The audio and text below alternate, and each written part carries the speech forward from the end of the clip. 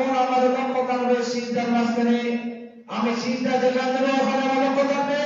কিন্তু আজকাল দেখা যায় যে রমজান মাসে যে আমরা তারাবি নামাজ পড়ি, রমজান সময় দেখবে যে ইমাম সাহেব ফাতিহা সূরা পড়বে, তখন যখন আরেকটি সূরা বিরুদ্ধে করতে পারে, তখন আমরা কি করি, এদিকে আমরা মশা মারি। কারণ ফোনের মধ্যে ফোন চলে আসে, সে ফোন রিসিভ করে বলে, হ্যালো ভাই